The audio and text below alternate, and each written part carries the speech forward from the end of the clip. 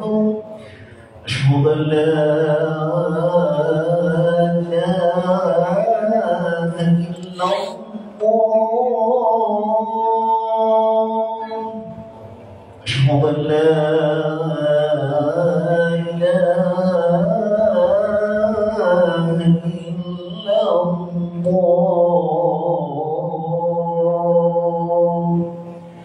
أشهد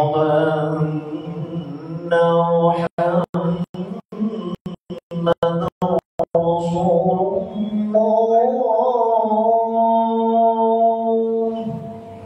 أشهد أن محمدا رسول الله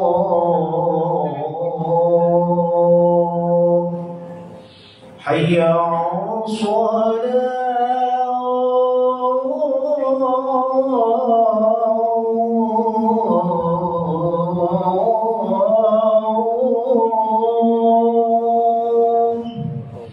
حي على الصلاة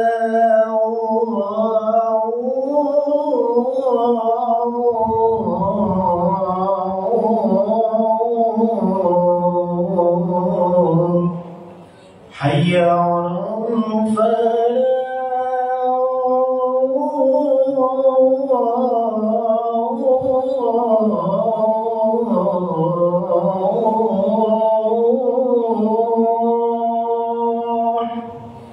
حي على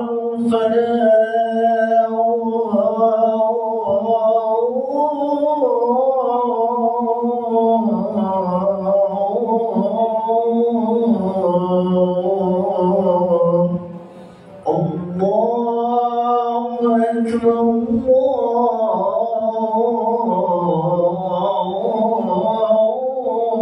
الله أكبر لا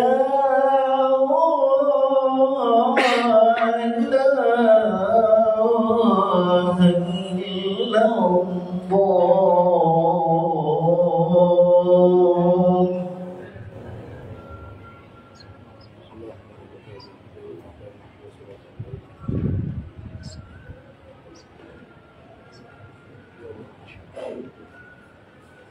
إن الحمد لله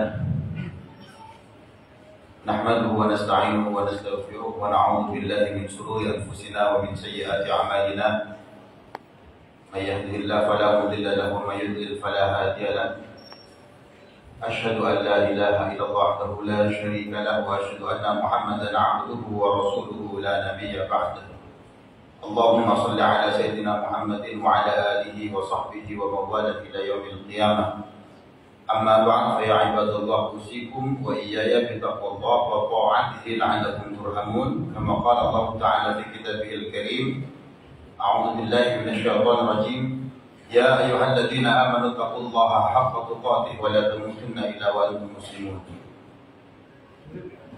وقال أيضا يا أيها الذين آمنوا اتقوا الله وقولوا قولا سديدا يصلح لكم أعمالكم ويغفر لكم ذنوبكم ومن يطع الله ورسوله فقد فاز فوزا عظيما. Ma'asyiral muslimin jamaah salat Jumat Masjid Ar-Raudhah rahimakumullah. Pertama, hendaknya kita yang duduk di masjid ini bersyukur. Kenapa? Karena yang hadir di masjid ini adalah hamba Allah pilihan. Dipilih oleh Allah untuk diberikan nikmat sehat, dipilih oleh Allah untuk diberikan nikmat kesempatan ibadah. Kenapa kita syukuri? Karena pada saat ini, detik ini, di luar sana ada saudara kita yang pengen sholat Jumat ke masjid tapi sakit. Yang pengen datang ke masjid untuk sholat Jumat tapi tidak diberikan nikmat kesempatan ibadah. Mungkin dalam perjalanan dan sebagainya tidak bisa ke masjid.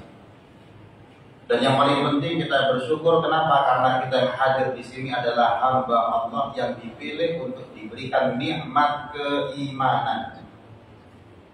Di luar sana ada saudara kita yang ketika mendengar azan sholat Jumat dikumandangkan, hatinya sedikit pun tidak terbersit untuk melangkahkan kaki menuju masjid. Kenapa? Iman yang ada di hatinya ini bermasalah. Nah, jadi ini kita syukuri. Yang kita terima dari Allah Ta'ala ini kita syukuri. Allah janjilah in syakartum la azidannakum, hambaku kalau kamu syukur akan aku tambah nikmat tersebut. Wala in kafartum inna adzabi lasyadid, tapi kalau kamu ingkar, kamu kufur, Allah cuma mengingatkan inna adzabi lasyadid. Allah itu punya siksa, punya adab yang sangat amat pedih sekali, diperuntukkan bagi orang-orang yang kufur terhadap nikmat yang diberikan. Yang kedua, ma'asyiral muslimin rahimakumullah, wajib bagi khatib untuk menyampaikan sebuah wasiat. Wasiat ini sangat penting sekali. Begitu pentingnya hingga sejak 15 abad yang lalu setiap hari Jumat dimanapun muslim berada, khatib akan senantiasa menyampaikan wasiat ini. Begitu pentingnya wasiat ini sampai-sampai kalau khatib tidak menyampaikan wasiat ini menurut madhab Syafi'i, khutbah Jum'ahnya batal karena termasuk rukun khutbah. Wasiat ini saya peruntukkan bagi diri saya sendiri dan bagi para jamaah sekalian. Dengarkan, wasiatnya adalah ittaqullah. Hendaknya kita bertakwa kepada Allah Ta'ala. Apa itu takwa? Al-imtithal bi awamirillah wal ijtinabu an nawahi. Apa saja yang diperintahkan oleh Allah kita berusaha untuk melaksanakan, apa saja yang dilarang oleh Allah enggak usah dilakukan.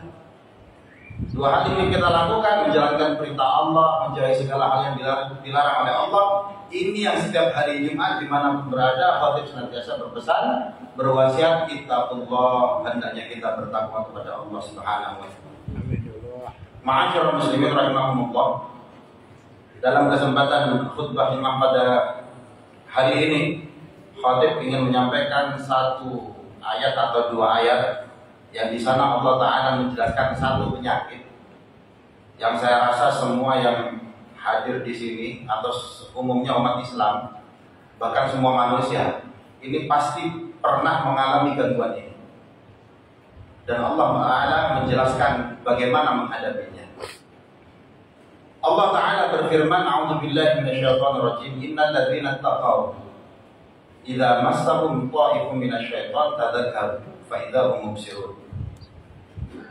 Sesungguhnya orang-orang yang bertakwa itu, jadi yang dikasih contoh ini orang yang bertakwa. Kalau bukan orang bertakwa, pasti gangguannya lebih hebat daripada itu. Sungguh orang-orang yang bertakwa itu, idza massahum ta'if, apabila mereka terkena gangguan, gangguannya namanya ta'if. Dan ta'if ini adalah minasyaiton. Apa ta'if itu? Para ulama tafsir menjelaskan. Ada yang menafsirkan ta'if itu adalah al-ghadab, marah, al-waswasah, waswas, khawatir yang berlebihan. Ada yang memaknai al-ta'if itu adalah al-huzn, sedih. Ada yang memaknai al-junun al-qalil, sedikit gila. Ada yang memaknai khoyal yang berlebihan. Apabila orang bertakwa itu terkena gangguan ta'if, kita ambil misalkan salah satu tafsirnya saja, misalkan marah atau waswas, dan ini minasyaiton, datangnya dari syaitan. Apa yang harus dilakukan orang yang bertakwa tersebut? Tadzakkaru, hendaknya dia berzikir kepada Allah, hendaknya dia ingat kepada Allah. Kalau dia sudah berzikir kepada Allah, fa idza hum mubsirun, maka orang tadi menjadi sadar atau orang tadi menjadi sembuh. Kita terkena gangguan psikis, emosi, marah, ada masalah dengan orang, apa yang harus dilakukan? Zikir. Karena itu datangnya dari syaitan. Kita was-was yang berlebihan, zikir. Karena itu datangnya dari syaitan. Kalau kita zikir, ingat, fa idza hum mubsirun, jadi sadar. Tapi ma'asyiral muslimin rahimakumullah, ternyata urusan tidak selesai sampai di situ. Allah menjelaskan pada ayat selanjutnya, wa ikhwanuhum yamuddunahum fil ghayyi tsumma la yubsirun. Kalau tadi syaitan turun tangan langsung mengganggu orang yang bertakwa dengan gangguan taif, dan orang yang bertakwa tadi melakukan zikir, tadzakar, gak jadi selesai, gak jadi bekerja gangguannya, apa yang terjadi berikutnya? Wa ikhwanuhum yamuddunahum fil ghayyi, teman-temannya setan melanjutkan gangguannya setan tadi itu fil ghayyi, supaya orang bertakwa itu masuk perangkap dalam kesesatan. Siapa yang dimaksud wa ikhwanuhum yamuddunahum, teman-temannya setan ini? seorang ulama Indonesia, seorang mufassir, Syekh Muhammad Nawawi Al-Bantan, dalam kitab tafsirnya Marah li Kashfi Ma'na Quran Majid, menjelaskan yang dimaksud di sini adalah hum al-ins, mereka dari kalangan manusia. Manusia yang temannya setan, yamuddunahum fil ghayyi. Dia melanjutkan gangguannya setan tadi supaya orang yang bertakwa tersebut berada dalam kesesatan. Supaya mudah dicerna, saya visualisasikan. Misalkan kita ada masalah psikologis, ada masalah yang membuat emosi kita marah. Ini setan. Yang dilakukan adalah zikir. Karena zikir gak jadi marah. Lantas apa yang terjadi? Temennya setan, bisa jadi tetangga, bisa jadi orang yang terdekat dan sebagainya, membuat isu-isu tertentu, membuat opini-opini tertentu yang mengganggu emosi kita lagi. Wa ikhwanuhum yamuddunahum fil ghayy. Mereka melanjutkan perjuangan setan tadi supaya kita berada dalam kesesatan. Summa la yubsirun. Kata Allah Ta'ala, gangguan model ini tidak berhenti. Kalau Allah sudah mengatakan tidak berhenti, ya berarti tidak berhenti. Tapi paling tidak ma'asyiral muslimin, was-was, marah dan lain sebagainya yang tadi kita sebut tadi itu, yang pasti kita, saya rasa pasti kita mengalami hal itu, kita mengetahui resepnya. Kalau kita terkena gangguan psikologis yang semacam ini, gangguan emosi semacam ini, yang dilakukan adalah zikir. Ma'asyiral muslimin rahimakumullah. Kenapa kalau seumpama kita tidak atasi ketika kita terkena gangguan ini, kita tidak atasi, maka yang terjadi berikutnya ini bahaya. Kalau sudah kelewat batas. Ada contoh dari hadis Bukhari, sahabat Sulaiman bin Surd radhiyallahu anhu ini pernah suatu saat duduk bersama Kanjeng Nabi. Di depannya ada dua orang yang sedang adu mulut, bertengkar tapi cuma lisan saja, nggak sampai pukul-pukulan, ejek-ejekan yang itu marah, berarti kondisi psikologis ini marah. Apa yang dikatakan Rasulullah melihat dua orang bertengkar adu mulut itu? Inilah ilamu kalimatan idza qalaha la dhahaba ma yajid. Saya mengetahui sebuah kalimat yang seandainya salah satu di antara mereka berdua mengatakan kalimat tersebut, la dhahaba ma yajid, maka yang terjadi ini bertengkar ini selesai. Apa itu? Hendaknya mereka mengatakan a'udzu billahi minasyaitonir rajim. Dan ini orang emosi, orang marah itu psikologis, emosi. Tapi Kanjeng Nabi memberikan resep, hendaknya dia bertawud, meminta perlindungan kepada Allah dari gangguan setan. Karena orang kalau sudah kena psikologis, emosi dan sebagainya, ini setan ikut campur.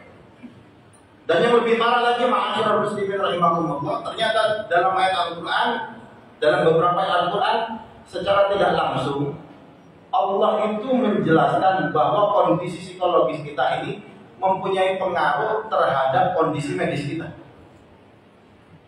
Contohnya apa? Nabi Yakub alaihissalam.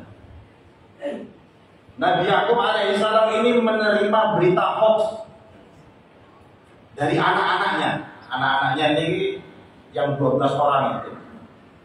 Ini kan mempunyai ide untuk membunuh Nabi Yusuf, tapi nggak terjadi, nggak tega dimasukkan ke dalam sumur, tapi diberikan berita yang bohong kepada Nabi Yakub alaihissalam. Wahai abah, ini Nabi Yusuf ini meninggal dunia dimakan serigala. Mendengar kabar tersebut, apa yang terjadi? Al-Quran menjelaskan wabyaddat ainahu minal huzni wa huwa kadhib. Kedua matanya Nabi Yakub menjadi putih. Para ulama menjelaskan kedua matanya Nabi Yakub menjadi buta. Wabyaddat ainahu, kenapa jadi buta? Minal huzni, dari kondisi psikologis bernama huzn, sedih. Wa huwa kadhib, Nabi Yakub ini ngempet di dalam dada. Jadi hatinya ini dadanya bergemuruh, ya ingin marah, sedih dan lain sebagainya. Karena dua kondisi psikologis ini sedih dan ngempet, ya, mempunyai perasaan yang berlebihan, takut, marah, sedih yang berlebihan, ngempet. Akhirnya yang terjadi adalah wabyaddat ainahu, kedua matanya menjadi buta. Artinya apa? Ternyata kondisi psikologis itu mempunyai pengaruh terhadap kondisi medis kita. Sebab itu ma'asyiral muslimin rahimakumullah, kalau kita tertimpa dalam hidup ini kan pasti namanya hidup ada ujian. Ujian itu pasti mempengaruhi psikologis kita. Sedih, takut, marah, dan lain sebagainya, was-was dan sebagainya. Itu semuanya manusiawi. Tapi jangan sampai berlebihan. Kalau sudah berlebihan, di situ setan ikut campur. Kalau sudah setan ikut campur, macam-macam nanti. Nabi Ayub alaihissalam pun kena gangguan masuk syaitan. Andi masalnya syaitan binus bin wa'adab. Sesungguhnya setan mengganggu saya, binus bin wa'adab, sehingga terasa berat ujian ini. Psikologis lagi ya kena. Termasuk Nabi Yakub tadi, akhirnya yang kena adalah medis. Dan hal ini dalam kehidupan sehari-hari kita temui. Jangan dulu tanya ke dokter, orang yang terkena asam lambung, rata-rata, tidak semua, rata-rata itu karena punya beban pikiran. Dia berpikir terlalu dalam, berpikir terlalu berlebihan, sedih yang berlebihan, takut yang berlebihan, akhirnya asam lambungnya rata-rata seperti itu. Jangan tanya dokter, asam lambungnya naik. Ada penyakit namanya GERD atau anxiety. Itu orang kalau terkena gangguan itu luar biasa. Malam nggak bisa tidur, jalan pun susah, kadang dada terasa sesak. Padahal apa? Ternyata dari pikiran rata-rata. Nah, oleh sebab itu harus punya keyakinan kita. Apalagi kita orang Islam. Orang Islam harus punya keyakinan. Saya pernah membaca jurnal dari Profesor Dr. Abdul Hadi Misbah. Ini seorang profesor ahli antibodi. Beliau menjelaskan sebenarnya ayat innallaha yudafi'u 'anil ladzina amanu, kata beliau itu artinya tentang antibodi. Kalau diartikan secara literal kan innallaha yudafi'u 'anil ladzina amanu, sesungguhnya Allah itu membela orang-orang yang beriman. Tapi katanya profesor tadi enggak, ini ayat tentang antibodi. Walaupun saya cek di tafsir-tafsir lain tidak ada yang mengatakan semacam itu, tapi karena beliau adalah seorang ilmuwan dan oke-oke saja. Kata beliau, ini ayat tentang antibodi. Allah itu membela orang-orang yang beriman. Artinya apa? Kalau kita mempunyai keyakinan, antibodi kita ini kuat. Kalau sudah antibodi kuat, ya mau kena penyakit apapun, dia yakin. Ya. Contoh kalau beberapa tahun yang kena COVID dan lain sebagainya, itu kalau dia mempunyai antibodi kuat, walaupun kena COVID dan lain sebagainya nggak masalah. Karena dia mempunyai kepercayaan yang kuat, sehingga sistem kekebalan tubuhnya ini kuat, tidak mudah terserang penyakit. 3 gangguan ini saya rasa kita pasti pernah mengalami itu, gangguan psikis, gangguan medis ataupun gangguan dari setan. Kita perlu hati-hati terutama dari gangguan psikologis. Resep dari Allah Ta'ala kalau kita terkena gangguan ini, tadzakkaru, hendaknya kita zikir, hendaknya kita ma'asyiral muslimin rahimakumullah. Kiranya ini saja khutbah yang dapat Fatih sampaikan. Semoga yang sedikit ini bermanfaat untuk kita semua. Semoga Allah Subhanahu wa Ta'ala memberikan kekuatan kepada kita agar kita dapat menghadapi gangguan-gangguan dari setan, gangguan psikologis, berpikir negatif yang berlebihan. Barakallahu li wa lakum fil Qur'anil 'azim wa nafa'ani wa iyyakum bima fihi min al-ayati wa taqabbal minni wa minkum tilawatahu innahu was-sami'ul 'alim. Allahumma salli wa sallim على سيدنا محمد وعلى آل سيدنا محمد.